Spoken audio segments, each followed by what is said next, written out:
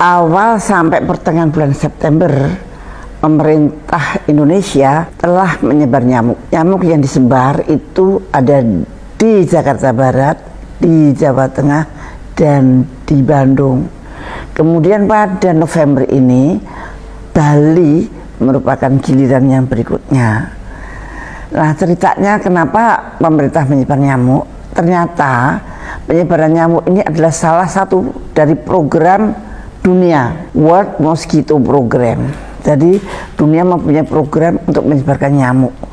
Nyamuk itu direkayasa genetika, jadi jinnya yang direkayasa dan disuntik dengan Walbohia. Mereka mengklaim dan sudah dibuktikan, mereka sudah membuktikan dalam penelitian dengan para ahli dari UGM bersama-sama dengan dari luar, mengatakan bahwa nyamuk yang direkayasa genetika dan disuntik Walbohia tersebut terbukti bisa menurunkan 77% angka kesakitan demam berdarah di wilayahnya. Ini sangat luar biasa.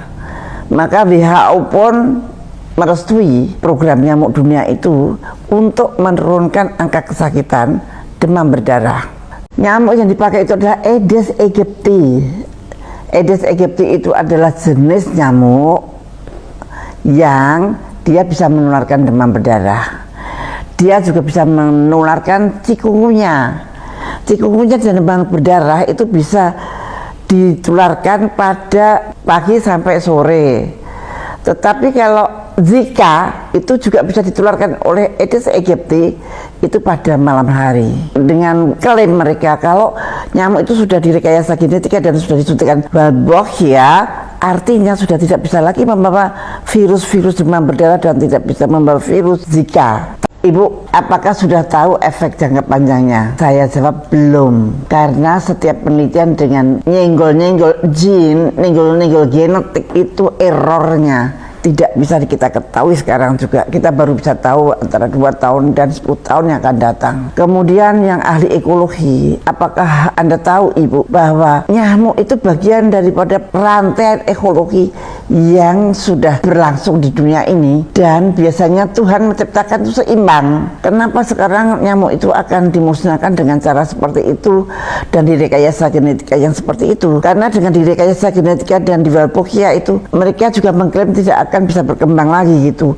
Nah, justru para ekolog itu pada mengkhawatirkan karena takut banget kalau itu akan berakibat fatal pada tahun-tahun berikutnya nanti. Nah, ada contohnya enggak? Ada Bu, pernah di suatu pulau di mana kupu-kupunya itu dihilangkan karena kupu-kupunya terlalu banyak dan mengganggu. Maka kupu-kupu dihilangkan dari suatu pulau, dan apa akibatnya? Akibatnya ada tornado. Itu akibatnya kan sangat jauh dari apa yang kita bayangkan. Maka mereka pada protes, dan masyarakat Bali lebih dahulu mengetahui, mereka melakukan protes bersama-sama. Memang ini adalah program dunia, ada 11 negara yang dilibatkan termasuk Indonesia, Singapura, Australia dan sebagainya. Tetapi Singapura mengundurkan diri, tidak mau negaranya disebari nyamuk, dan sekarang Singapura nggak ikut. Nah, sekarang Buleleng, Denpasar atau Bali, mereka khawatir kalau sampai Bali disebari nyamuk maka itu akan menakutkan para wisatawan, dan kalau wisatawan tidak mau ke Bali maka mata pencaharian rakyat Bali akan hilang. Maka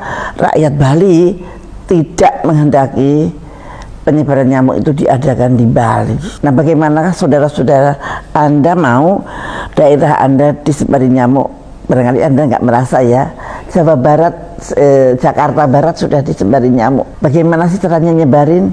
Ternyata disebarinya lewat gelas-gelas yang berisi telur-telur nyamuk, dilewatkan RT RW. Saya tidak mengerti bagaimana efek yang sebetulnya akan terjadi. Tapi yang jelas kalau menurut data penelitian itu dia akan menurunkan angka kematian atau angka kesakitan dari demam berdarah dan chikungunya maupun Zika. Tetapi nampaknya belum ada hasil penelitian lainnya yang diekspos tentang akibat ekologi, tentang akibat jangka panjang karena adanya gene drive, akibat jangka panjang karena berubahnya ekologi di sekitar kita, Nah itu belum ada penelitiannya. Lagi-lagi kita menjadi bahan penelitian. Ya itulah nasib kita. Siapa yang mau memikirkan kita kalau bukan kita sendiri?